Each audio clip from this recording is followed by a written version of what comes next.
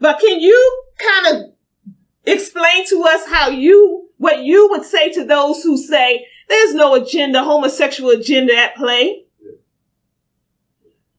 A couple of points and an excellent question. The homosexual agenda is being funded by heterosexuals. Say that again. Wow. The homosexual agenda is being funded and orchestrated by straight white men and straight white women. Why would heterosexuals be behind the rise of homosexuality? And it's real simple. Population control. They have tried every weapon under the sun to control and reduce the numbers of black people, not only in America, but internationally. I am a Pan-Africanist. This is a Pan-Africanist problem. It is everywhere.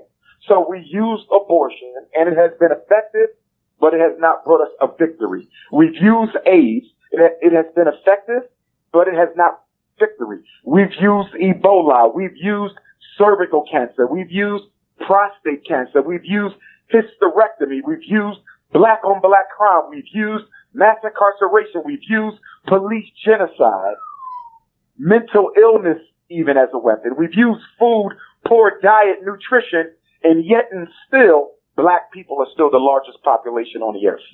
We need a super weapon. That super weapon is homosexuality. Unlike every other strategy used, with homosexuality, you don't have to kill the life that has already been created. With every other strategy I named, you're working in a reactionary fashion. You're trying to kill a life that has already been conceived. With homosexuality, you prevent life from being created in the first place. See, with homosexuality, you change the boy's natural desire for a woman into an unnatural desire for a man. You change the little girl's natural desire to be with a boy, and you change it into an unnatural desire to be with a girl. So homosexuality is a super weapon, because if you can successfully change the natural sexual appetite of people so that they are now unnaturally attracted to people of the same gender, the semen can never fertilize the egg. Now, how do they do that, though? So with homosexuality, you prevent the reproductive energy of the man from ever meeting up with the reproductive energy of the woman. It is the most Machiavellian and effective strategy racism has created to control black numbers. How are they doing that, though? Excellent question. Well, let's go back. First of all, this grew out of the Black Power movement. This grew out of the Black Power movement. Stan Lee, I believe it was, the white man who created the Black Panther character. When he created the Dora Milaje military group that you saw in the Black Panther movie, one of them was lesbian, if not the whole military brigade of women. One was a lesbian. The lesbian black movement protested Black Panther. We didn't hear about this because Walt Disney had so much power that they were able to silence them. But the black lesbian movement protested the Black Panther movie. They wanted it shut down because they did not properly cast the Dora Milaje as the lesbians Stan Lee created them to be. Why is that relevant? Because towards the end of the Black Panther movement, the Black Power movement, the government assault against the Panthers and the Black Liberation Army, you get this comic book character created with a gay character when you know that the Black Power and Black Liberation movement did not tolerate homosexuality. The reason that character was put in there is that was the beginning of the propaganda campaign to make homosexuality acceptable to black youth. It goes back that far.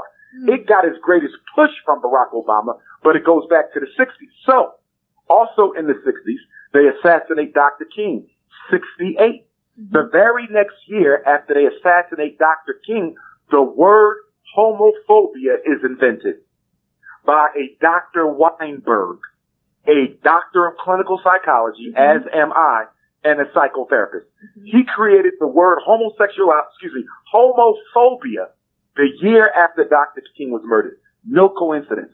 Homophobia as a concept was created in order to turn the civil rights movement into a crusade for human rights and civil protections. And in order to do that, you first have to uncertify homosexuality as a mental illness, which it was until 1974. Right. So creating the term homophobia gave momentum to the gay movement to force the American Psychiatric Association to decertify it as a mental illness. And also, please note, the same man that invented the word homophobia was instrumental in getting the American Psychiatric Association to remove it from its list of mental disorders.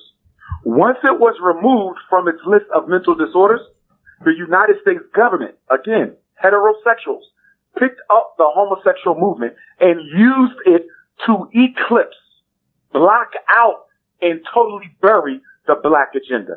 The gay agenda was created by heterosexual white males to destroy the black agenda. How many smart-ass scared Negroes we have in America? How many mainstream Afrocentric scholars who know everything about our past, but scared as hell of confronting the oppressor? Education is one thing, social